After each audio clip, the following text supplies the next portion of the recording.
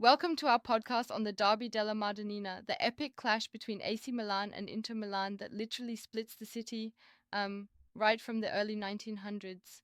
Absolutely, it's such a fascinating rivalry. I mean, it all kicked off in 1908 when Inter split from Milan because um, there was that big debate on signing foreign players. And, Right, yeah. it quickly became about more than football. It was a class battle, too. Yeah, it's personal from the get go, right? Milan's fans, the Milanisti, being tied to bourgeois ideals, while Inter's Interisti came from a working class background. That tension, it still sizzles today. Mm hmm, exactly. And when you look at the head to head stats, it's nearly a toss up. AC Milan with 82 wins, Inter with 79, and 59 draws. It's like a tooth and nail fight that never seems to really tip in one direction. Right, those numbers show the balance. I mean, can you imagine after over a century of battles, the edge is still so razor thin? It's almost poetic, like each game is a fresh chapter in their long story. Yeah, true. And every match is a story on its own. Speaking of stories, the 1965 European Cup final, where Inter beat Milan 2-1, was monumental. Oh, absolutely.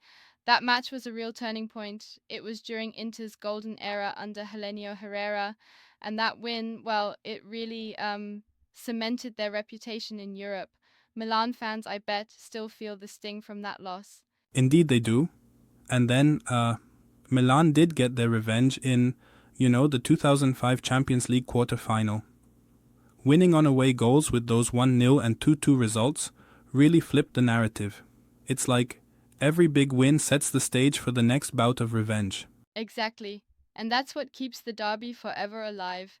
Each result fuels the next encounter, a cycle of pride and burning determination. Now, talking about legends, players like Paolo Maldini for Milan had an enormous impact over more than 20 years at the club. And don't forget Javier Zanetti at Inter. His grit was like the embodiment of Inter's spirit. Right? Both of them basically defined their team's identities. And then you have managers like Arrigo Sacchi and Herrera who turned these derbies into, chess matches on the pitch with their Yup. tactical genius. Speaking of tactics, I want to nail something down. It's Hmm. fascinating how both the clubs have historically used different styles to assert dominance on the pitch, yet the rivalry remains so balanced over decades. Absolutely. And it's not just about what happens on the pitch. This rivalry, it splits the whole city. In Milan, on Derby Day, it's essentially a choice, red and black versus blue and black. And that's like a part of every conversation in families, bars, and even offices. Exactly. And what's really interesting is that even though this rivalry has gained a massive global following with fans tuning in from Tokyo to New York, the local passion is still at the heart of it. Nothing beats the bragging rights you gain on Via Dante, right? Right, you are. But, I've heard some say that statistically, Milan's slight edge, 82 wins versus 79, suggests they're the bigger club. What do you make of that interpretation? I kind of have to respectfully challenge that point. I mean, 3 wins difference in over 200 games? That difference is more like noise. Especially when you look at the recent Serie A titles and overall dynamism, Inter's been making a strong case for current supremacy. Fair enough, that's a good counter. It's not just about the raw numbers, but also the eras and the context behind those wins. Precisely. And speaking of eras, the early days, like the 1920s and 30s, were so raw, almost more about local pride than trophies. Those fundamentals still echo in every modern derby. Absolutely. And then moving ahead, you had that shift in the 60s when Inter rose to prominence with their innovative styles. It's like every decade brings a new twist to this historic rivalry. Right. And fast forward to today, the derby is as electrifying as ever. Inter's been strong, winning Serie A in 2021, and Milan's got a fresh wave with talents like Rafael Leao coming in.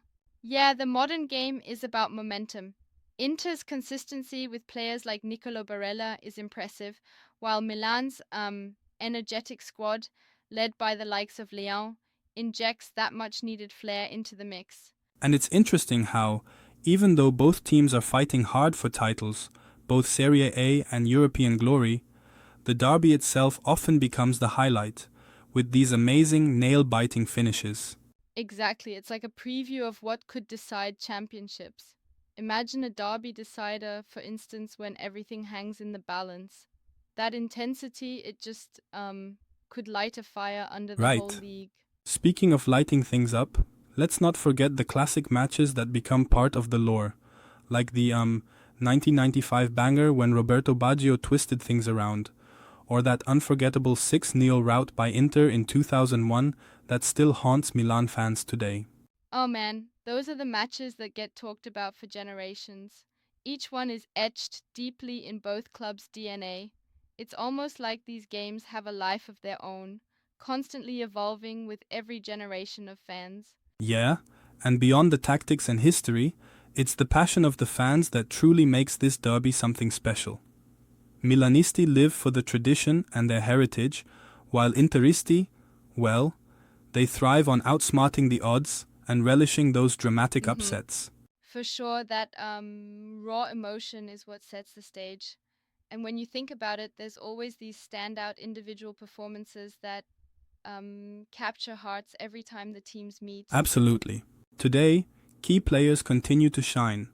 Leon's blistering pace creates havoc for Inter's defenders, while Barella's relentless energy dictates how Inter plays.